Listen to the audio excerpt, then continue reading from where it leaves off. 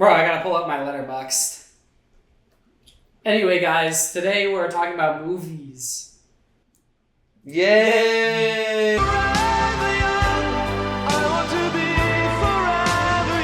We're doing our top 10 movies of the year, 2025. Okay, because you guys, we saw movies this year. And we like movies. Okay, guys, my number 10 movie of the year. This is a banger film. It's called The Life of Chuck. It's directed by who I think is very underrated, Mike Flanagan. It has, and dare I say, it has a little something for everyone. It's got a good mystery. It's got a comedy. It's got a little bit of romance.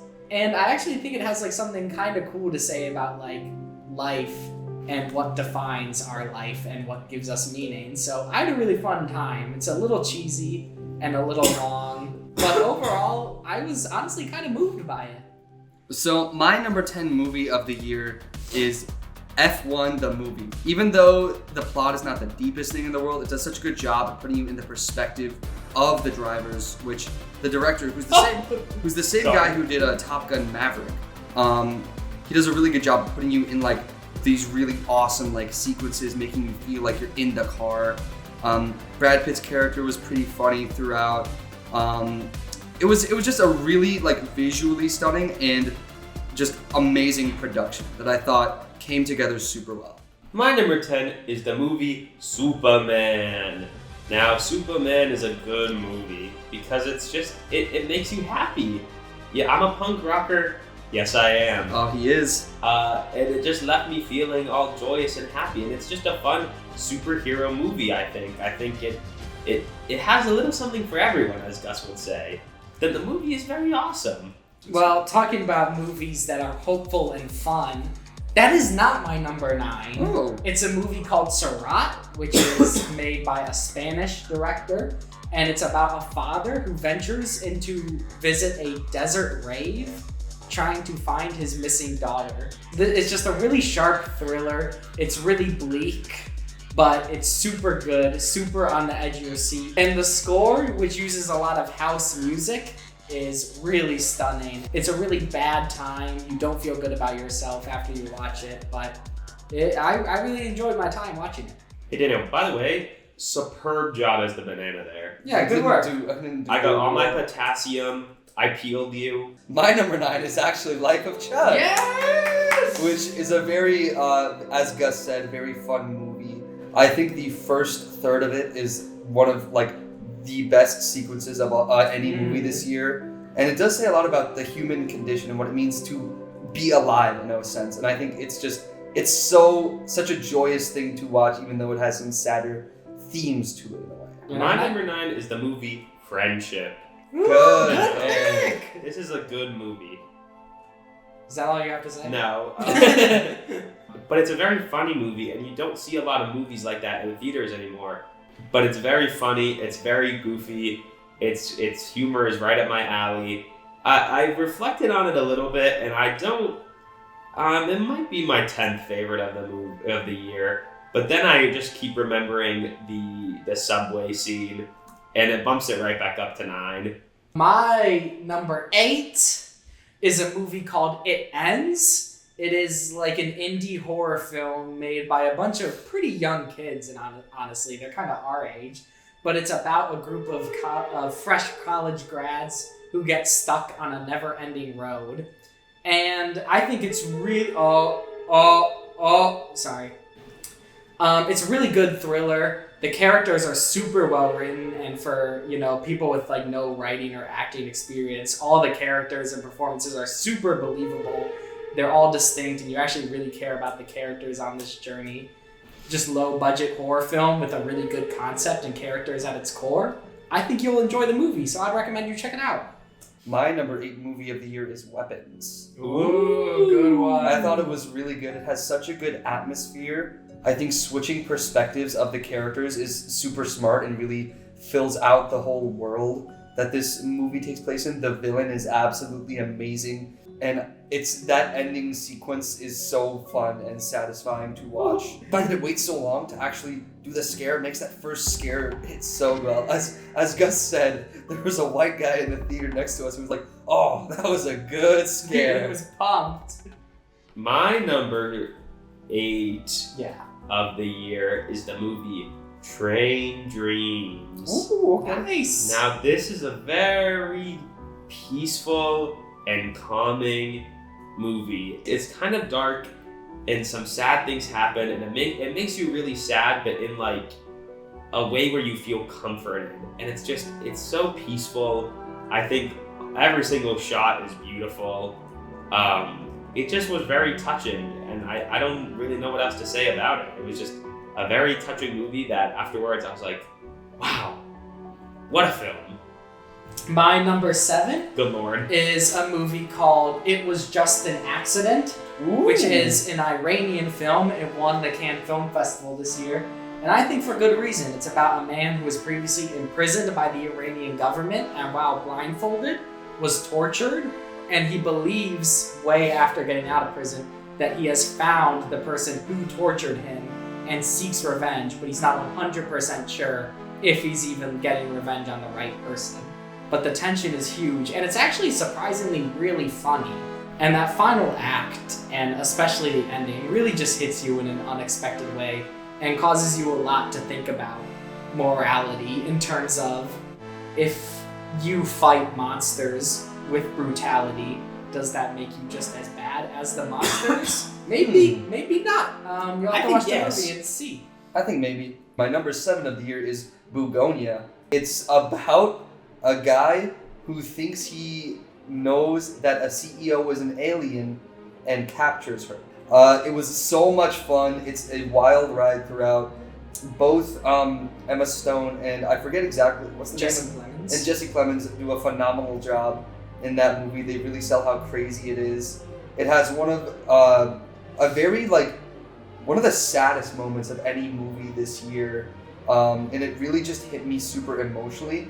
While the twist at the end itself wasn't my favorite thing, that ending shots and sequences was so good that it made the whole plot worth it. Okay, my next movie, I'm not going to say a lot about it, but my next movie is One Battle After Another. Ooh. Yes. Good movie, intense movie, heartwarming movie, funny movie. Best movie in the last decade? No. Overhyped movie? Yes. My number 6 movie is a movie that I think is going to be on both of your guys' list too. It's Marty Supreme. Ooh, Martin. Which I've seen a lot of people complain about, is that the main character is not a good guy, and you hate him. But I really like that about the movies, and I think it's an equally valid thing to make a movie about someone who sucks as it is about someone who's good, because I think you learn equally as much. It's a movie that shows you how not to live, and how certain practices that you might have in your own life could actually be very damaging. So I think it's important to take a look at characters who exhibit traits that we don't like. My number 6 of the year is probably the most fun I've had watching a movie this year, outside of the Minecraft movie experience. But my number 6 of the year is the Chainsaw Man movie. It was so good. I'm a big fan of the show, and I've been waiting so long for a follow-up, and they completely delivered on what the manga is, because I also read the manga of this arc, and they do such a good job of adapting it from page to screen. There are so many visuals that are like some of the most iconic panels from the show. You really learn a lot more about Denji and why he does what he does. A lot of people misinterpret Chainsaw Man as being just about this guy who's really down bad, but Same. the symbolism there has to do with his own mental state, and I think this movie touches on that really well, while also just being one of the hypest movies in recent memory, because it is genuinely freaking insane. Number 6 on my list is the movie Caught Stealing. Now, this is a movie that I think is kind of similar to the movie One Battle After Another, but I think it was better. To be honest, I don't really remember a lot about Caught Stealing, which may mean I should lower it on my list, but I really enjoyed it when I was watching it. I remember there was a lot of cool plot twists. Austin Butler does a great job with his character, and yeah, that's what I gotta say about it. I think Daniel can talk more about it later. Begonia as my number 5. What I really liked about this film is it really felt like Yorgos Lanthimos scaling back from some of his wider ideas and focusing more on character. We're really only locked in on these 3 major characters, and we just get to see them essentially battle it out for about 2 hours, and the performances just eat up the screen. But everything from the production design to the I died, I'm a banana now. Hey, banana. From the production design to the direction to even just like the decision to make Emma Stone bald, everything about it is just operating at the top of its game. I had a great time, but it also causes you to think a little bit. Number 5 is another one that, Gus, you've actually already talked about. Marty Supreme. Yes. But I don't think the movie would work nearly as well if it wasn't for Timothy giving such a good performance as Marty. He is magnetic in this role. He makes you empathize with a guy who has almost no redeeming qualities, which he does very well just by playing with such conviction.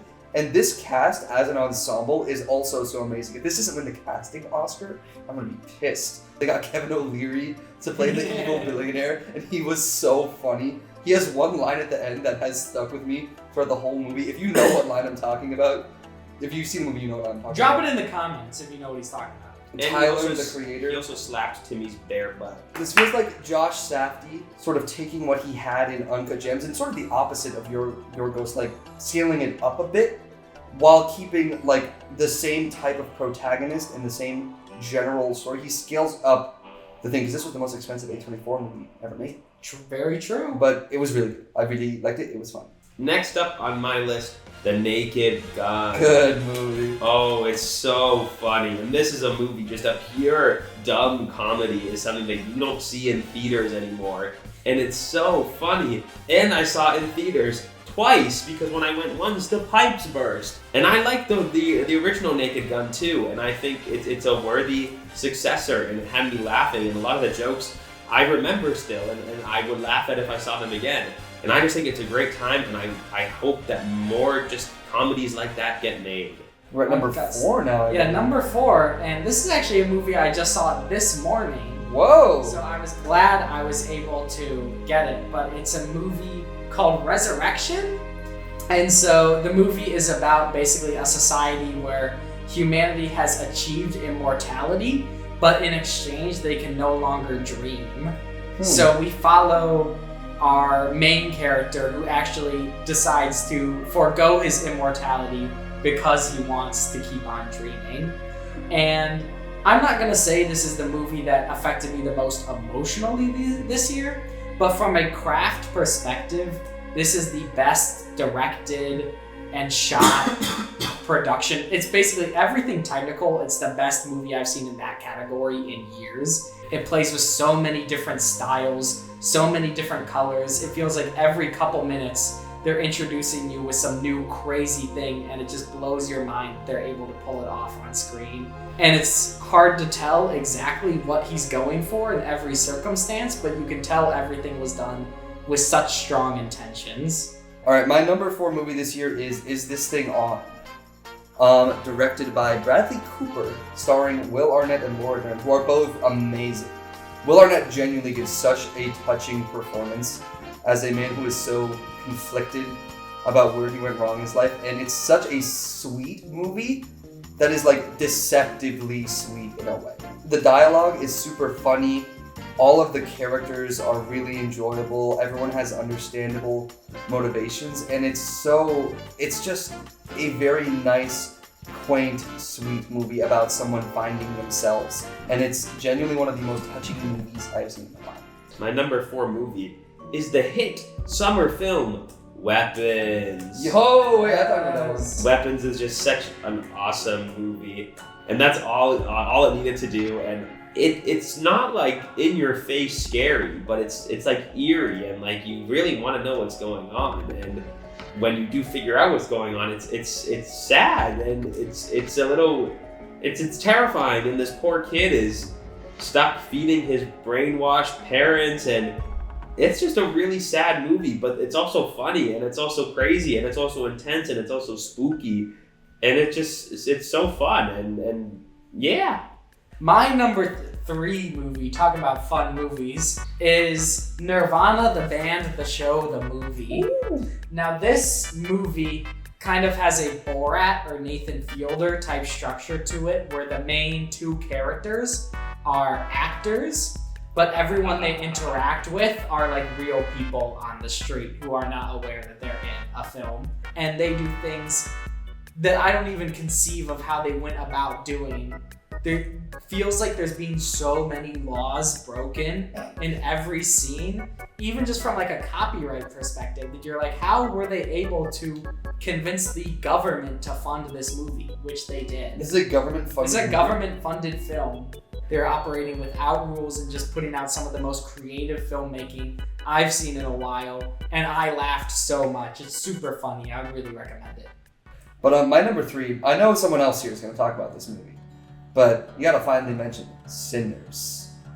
It's so good. The music in the film, the acting, the characters, the themes, everything about this movie is so good. And also technically it looks absolutely stunning. It's so smart with how it like plays with the tropes of the vampire genre. It's so smart with all the commentary mix. It's just one of the like best overall put together finished product movies I've seen in a while. Next on my list is the hit film Begonia. Yay! Now, despite it mostly taking place in the same spot the entire movie, you just never know what to expect, and I think it was always just surprising me and taking these twists and taking these turns where I was on the edge of my seat. And I know Daniel has his thoughts on the twist ending, but I actually really liked the twist ending, and I think that's what ended up selling it for me. The fact that it had that twist ending and they committed to it. I really like Begonia. My number 2 film is Hamnet, which is Chloe Zhao's follow-up to the hit movie Eternals. This is really her first since Eternals. Yeah. The first half plays out as a pretty straightforward romantic drama, and then following that, a family drama. And it's really grounded, but it has just such interesting touches of magical realism and surrealism in the movie that just add an extra layer that really intrigues you. And when the tragedy hits over halfway into the film, it hits a lot harder, specifically because you spent all this time learning about the characters, and how it then transfers what you experienced into the life and work of Shakespeare is really interesting. My eyes were watery like really the entire time, even in scenes that weren't particularly sad. It was just so beautiful and tender the entire time. My number 2 movie of the year is Caught Stealing. From watching the trailer, you think you know the whole movie. You think you know everything that's going to happen. It just went in so many unexpected ways. It's so out there. Its plot is so fun. It moves at like a mile a minute. It's so fast and fluid and fun, and Austin Butler is so funny. The way it calls back to certain events at the end are so good, and the cat is awesome. Everyone performs well. Technically, looks good, but like mainly just the writing and the sequencing were so fun. Number 2 is Marty Supreme. Yeah. I liked following this asshole around and seeing him do whatever he could to accomplish his dream, and then his dream actually ended up just being so petty, despite it seeming like such a big deal. He just wanted to beat the guy who beat him. And I won't spoil what ends up happening, but it's just so fun to watch. It takes all these crazy turns and directions that, you know, you wouldn't expect it to take. There's all these different like little plots that are fun, and seeing how he makes the money to get to Japan, and him getting whacked in the bum and all this other stuff. It's just a really good time, and it's also so funny. He's an asshole, but every other line out of his mouth had me laughing. I'm a Marty Supremer. Okay, and my number one film, it is called Sentimental Value. It's about a auteur filmmaker who's really critically acclaimed but hasn't made a movie in a while, trying to get back into the game, and he does so by trying to cast his estranged daughter to star in his next film, and it's about the relationship that plays out between them. But I think what sets this film apart is it's really talking about the effect that art has, and oftentimes in the case of this family, the harm that it causes. A very subtle film, which is probably why I didn't entirely gravitate towards it. the first time, but watching it the second time, every scene just really made me so sad because I just saw these really broken individuals who were in such need of love for each other, but refusing to admit that they needed that love. And I think the ending is really simple. It's just two characters looking at each other, but they're so well written and well acted that you know exactly what the film is saying just through the subtlest of motions. So it's the best film I've seen in a long time, and top 5 of the decade so far, I would say. Wow, Top of the decade. From the moment that this movie ended, I was like, yes, this is and it likely will stay my favorite of the year.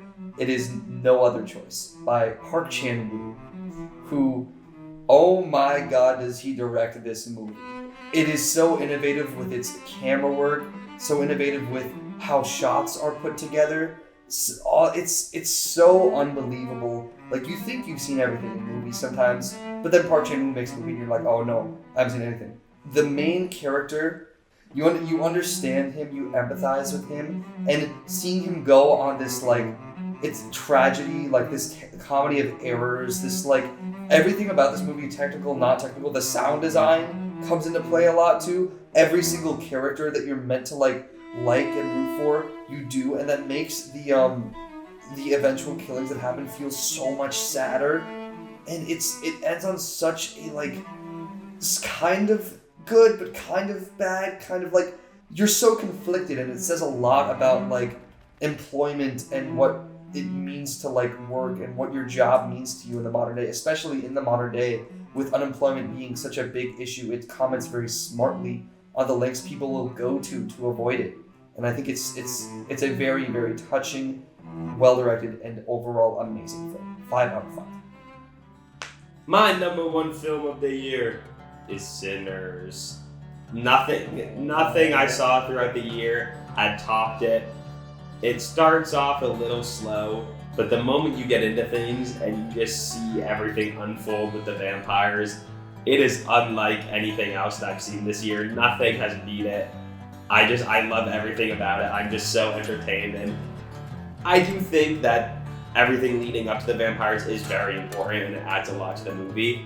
But even so, just watching it, I just get so excited for what's to come. And it's seeing it in theaters with Daniel, like hearing his reaction to everything happening, was so fun. I audibly reacted at a lot of, like, the big moments in the movie. Yeah, like there's one scene where the Irish guy, after talking to Haley Steinfeld's character, flies up yeah, and he it just cuts. flies up and it cuts. And I was like, oh my god.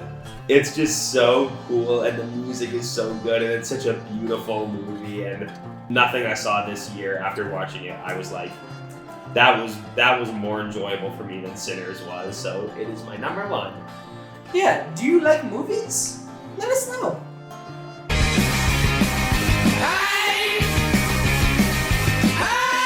I mean, have you guys heard of the movie K-pop Demon Hunters? No. No. Pretty underrated. Underrated flick.